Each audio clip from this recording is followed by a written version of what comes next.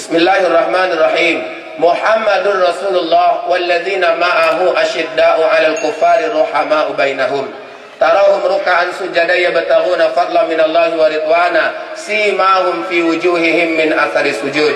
Kata Allah, Muhammad itu adalah utusan Allah. Walladzina ma'ahu, dan orang-orang yang mengikutinya. Siapa itu? Umat Nabi. Apa ciri-ciri umat Nabi? Yang pertama kata Allah, asyidda 'alal kuffar, bersikap keras terhadap bentuk kekafiran. Ingat ya Bapak Ibu, bukan bersikap keras sama orang kafir, ingat. Tapi bersikap keras terhadap bentuk kekafiran.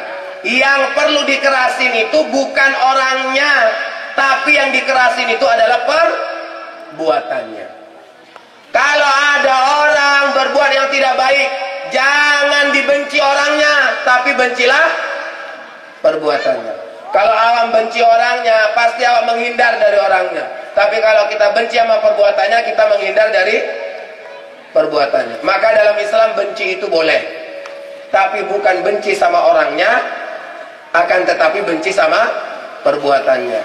Ibu misalnya nggak mau aku Ustaz berkawan sama dia. Kenapa? Dia itu Ustaz mulutnya bocor kali. Ya, asalkan awak cerita sedikit langsung nyampe sama orang Pak Ustaz. Rahasia negara pun bisa terbongkar sama dia Pak Ustaz. Ya udah, ibu jangan benci orangnya ibu ya. Kalau ibu benci orangnya, nanti ibu nggak mau duduk di sebelahnya. Sama kayak saya kejadian di masjid.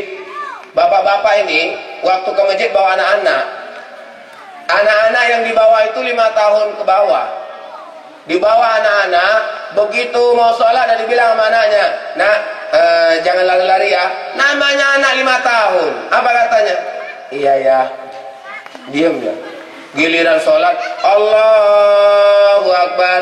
Begitu takbir dan mulai sholat, si anak ini udah mulai gini. Mantap.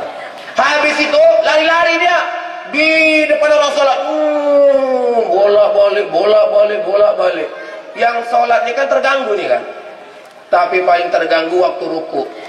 Giliran ruku, Allahu Akbar. Anak tuh di bawah.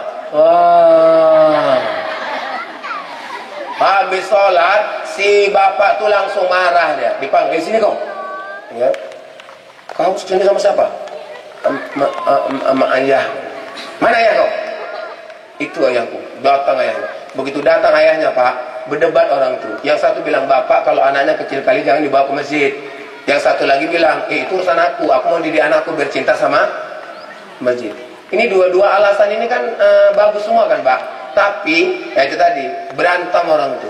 Gara-gara berantem, akhirnya asalkan masuk ke masjid, orang tuh dua, si bapak yang dua tadi nih, yang udah berantem nih, nggak mau itu satu saf dekat-dekatan.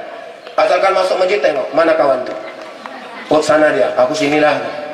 Ya, tengok ya kawan. Oh di tengah dia. Wah aman, berarti aku bisa kanan, bisa kiri. Suatu hari kejadian, saf pertama penuh, saf kedua tinggal satu orang. Masuk dia, karena tinggal satu nggak nengok-nengok, masuk aja. Begitu udah masuk takbir, Allahu Akbar, baru terasa, ih kawan ini sebelah.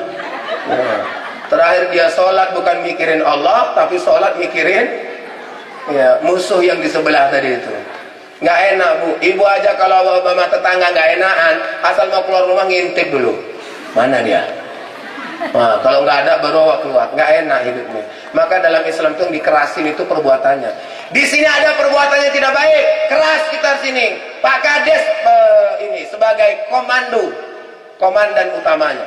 Kalau Pak Kades sibuk, Pak Kadus.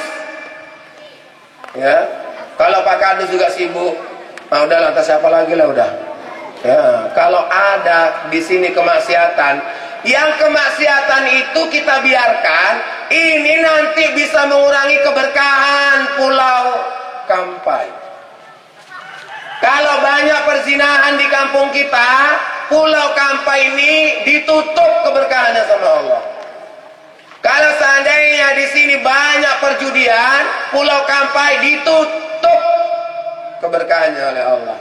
Kadang-kadang ada yang nanya di suatu kampung sana, nggak di sini, aku nggak tahu kalau di sini. Ustaz ini kayaknya sawit Ustaz, payah buahnya Pak Ustaz.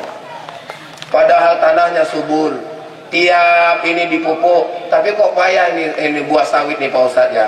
Saya hanya mau bilang, ada hubungan antara kebaikan kita dengan kehendak Tuhan, kehendak Allah untuk memberikan rezeki sama kita.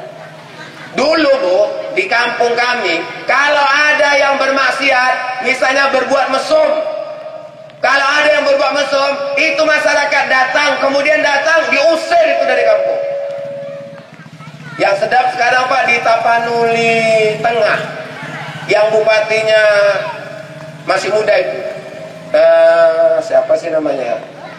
Itu kalau yang kena narkoba Pak, diusir dari kabupaten itu Pak. Kalau kau narkoba, jangan kau pijak lagi kabupaten ini, keluar kau, diusir dari kampung. Keren itu, ya. Kalau kita di sini ada kemaksiatan, kita biarkan saja, nggak bisa tegas kita Bapak Ibu.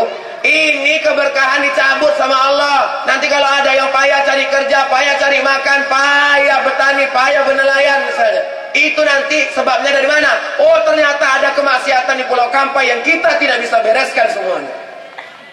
Kita kalau di kampung ini misalnya ada kemaksiatan, kita biarkan, nggak bisa tegas, kita hancurlah nanti. Ya, maka kita akan melihat ada yang merasa susah hidupnya, ada yang merasa nggak nyaman hidupnya, ada yang itu karena apa? Keberkahan dari langit diangkat oleh Allah. Makanya Bapak Ibu ini, kalau awak ngerti agama enak. Coba kalau ngerti agama, judi nggak ada, zina juga nggak ada, ya. Cerita tentang nikahnya damai-damai, nggak ceri-ceri ya kan Bu?